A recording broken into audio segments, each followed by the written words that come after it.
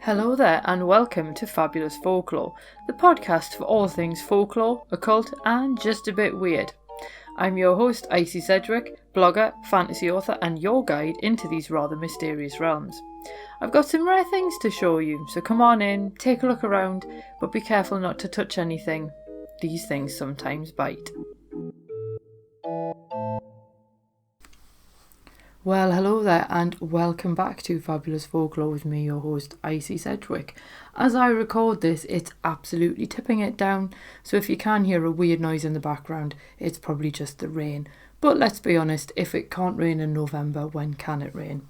I will, however, resist the urge to make a Guns N' Roses reference. Aren't you lucky? Anyway, last week we had a look at Dartmoor and a range of its weird stories, obviously not all of them. Dartmoor has far more than I could fit into 15 minutes. And likewise, so does Northumberland, which is where we're going today. And Northumberland obviously is very close to my heart. It's the county right next to Newcastle where I live. I've been into Northumberland I don't know how many times.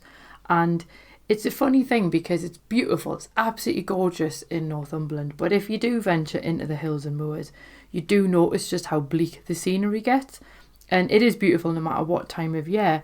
But you always get a sense of it being quite windswept and desolate. And it was actually in Northumberland National Park, which is where I recorded my interview with Jez Lowe for BBC Radio 4's Open Country series. And you're just standing there looking at this expanse of seemingly nothing. And there could be anything out there. And in this particular case, we're going to the Simonside Hills. And this is where it's apparently the haunt of the Simonside Dwarfs. But please banish all thoughts of Tolkien's jolly dwarfs singing with gusto as they traverse Middle-earth, because their Simonside cousins are far more likely to lure lost travellers to their doom.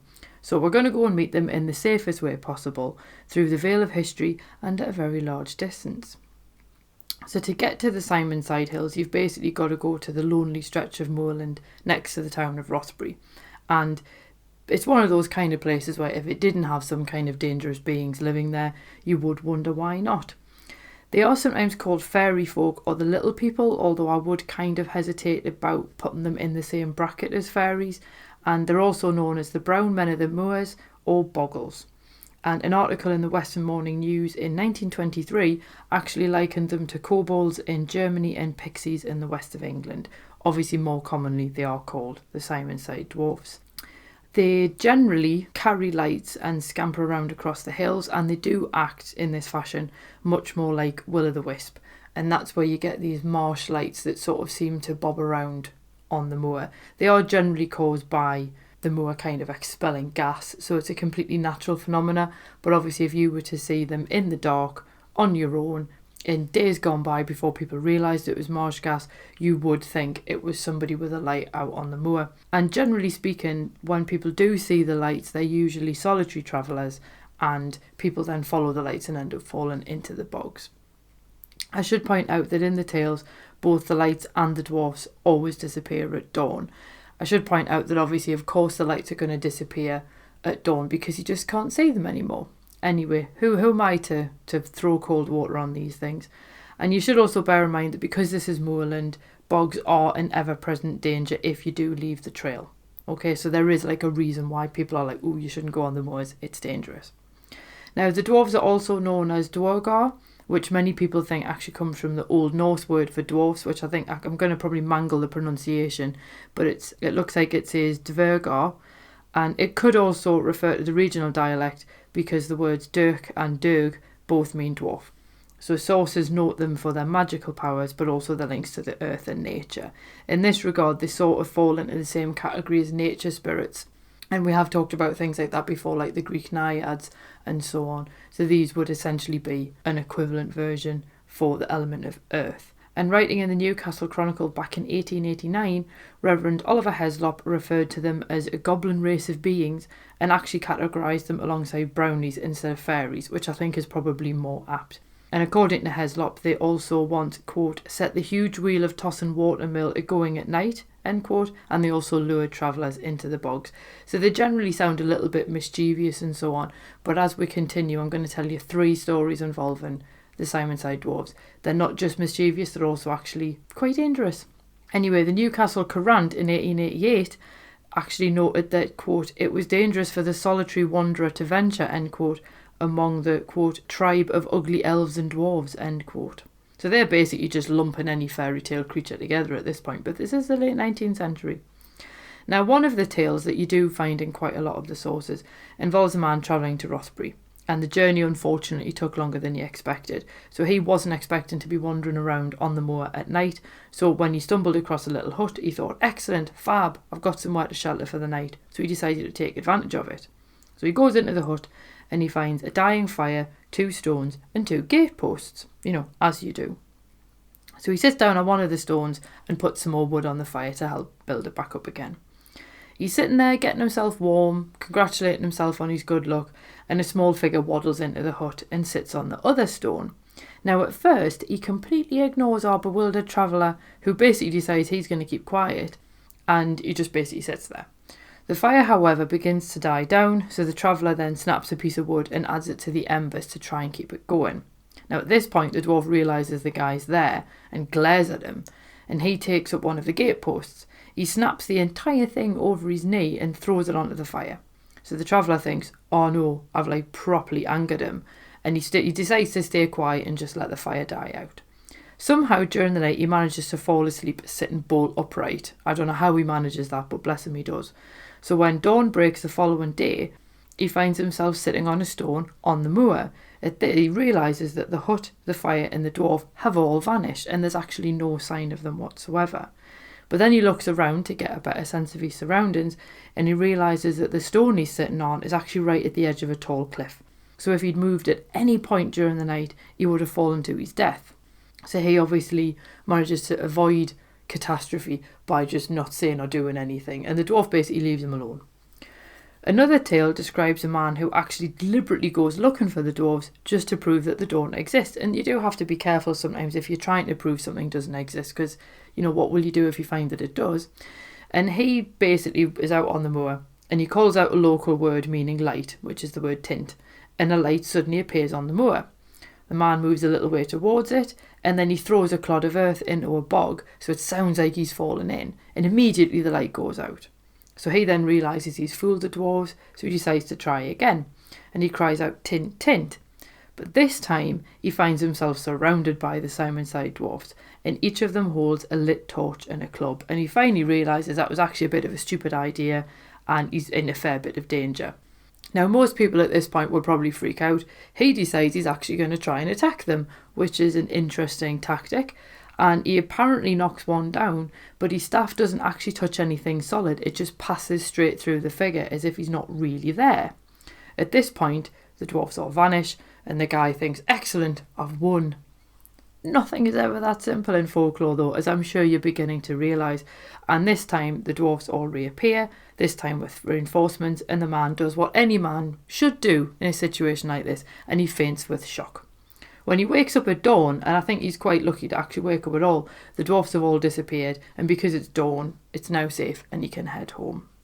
I'd imagine he obviously tells people his story, and I would hope he'd feel a little bit contrite because he was trying to prove they didn't exist in the first place. Now the third tale actually takes place during the day, which is quite unusual because most of the time the dwarfs disappear at dawn. And in this particular incident, 2 men encounter a dwarf, and I think it's quite lucky that there's 2 of them, as you'll see. So 2 men travel up to Rothbury from Newcastle because they basically want to enjoy the shooting in the area.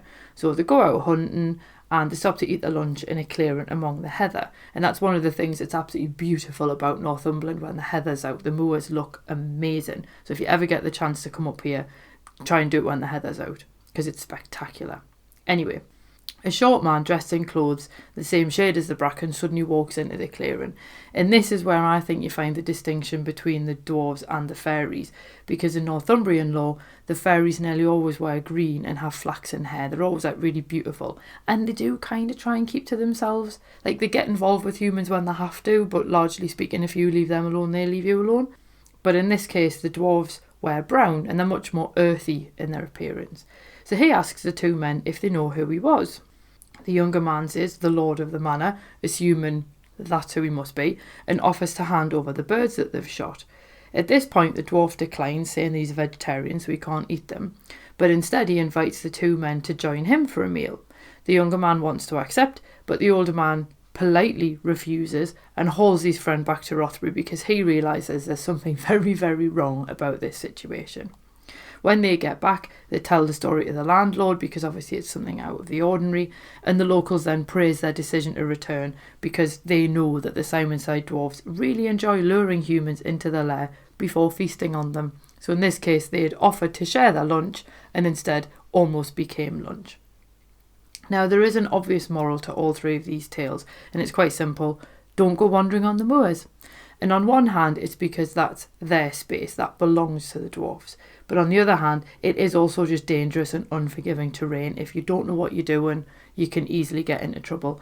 And what better way to keep people on the safer routes than telling tales of goblins lurking in the dark? It's basically how humans have passed on stories of how to look after yourself throughout the years. If you want someone not to do something, you create a story about something that's going to cause harm in that area. Obviously nowadays we call it fake news, but in those days it was folklore and fairy tales. So if you look at the traveller who accepts the offer of shelter, he finds himself almost lured over the side of a cliff. The man who tries to disprove their existence does quite the opposite, and our hunters almost end up on the menu themselves. So in all cases, they've kind of been somewhere that they shouldn't. And you could argue that the guy who's just lost and the guys who go hunting aren't really bothering anyone, whereas the guy who's trying to disprove them sort of brings it on himself. But generally speaking, they're all in the domain of the dwarfs. And the third story, as I say, it is unusual because it does happen during the day, whereas the other stories focus on the fact that they disappear during daylight hours, but the men have to get back to civilization to reach safety. So you get this division between the wilderness, which is really dangerous, and that's where problems lurk, and civilization, represented by, in this case, a pub. And I should also point out that on one hand, the dwarves actively go looking for travellers, so they're not just punishing trespassers, they are actually looking for their dinner. Now, weirdly, in December 2016, Rothbury was actually named Dwarven Capital of the World because of the stories of the Simonside Dwarfs, and it's a totally unofficial title that came from THQ Nordic, who were a video game developer. And the Northumberland Gazette, who told the story, claims that the idea of the dwarves actually came from the Simonside story, and then it evolved over the centuries into the ale-drinking miners, blacksmiths and warriors that we'd be familiar with from Tolkien's works or even Disney.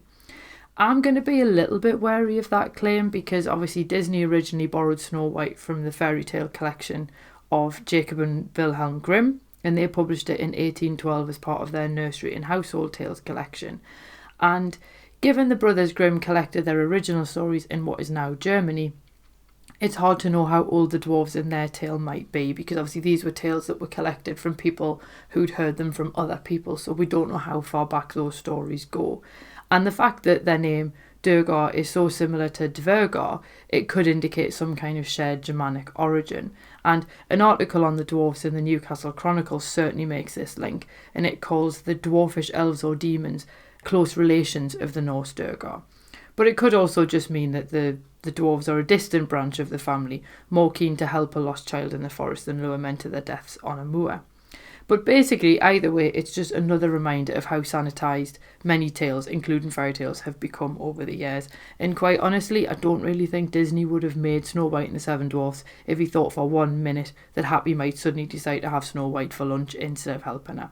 So you have to wonder, has the cautionary aspect of these tales been lost? Now, what I want to know is, do you think the Simonside Dwarfs may have existed or even still exist? Because I would have imagined with the number of walkers and climbers who go on the moors, somebody might have caught evidence of them by now, unless it's because everyone goes out during the day when it's a lot safer.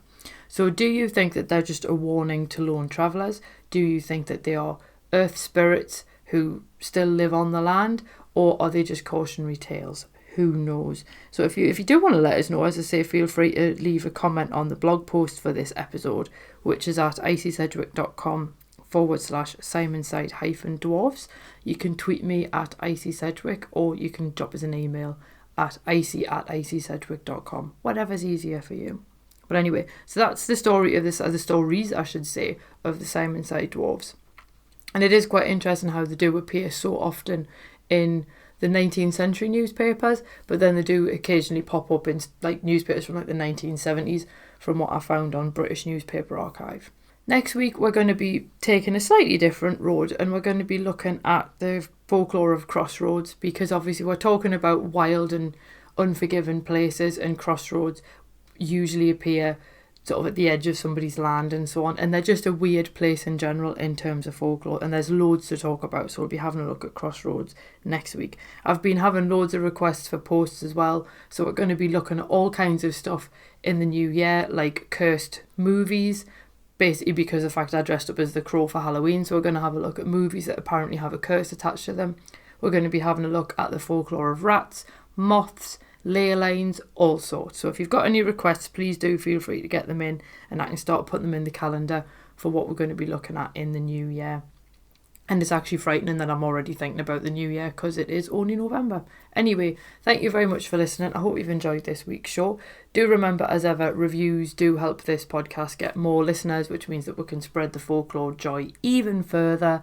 And yeah, that's it. So I hope you have a fabulous week ahead, and I will see you soon. Cheerio. Thank you for listening to this week's episode. I hope that you enjoyed it. If you did, feel free to subscribe using whichever podcast app it is that you prefer. If you do use iTunes, if you could leave me a review, that would be fab. Basically, it just means iTunes are more likely to recommend this to other people. And if you're interested in more folklore, please feel free to swing by my blog, which is www.icsedgwick.com, and that's Sedgwick spelled Sedgwick. And you can find all of the links, images, and other bits and pieces that hopefully you enjoy. So have an absolutely fab week ahead, and I'll see you soon. Cheerio.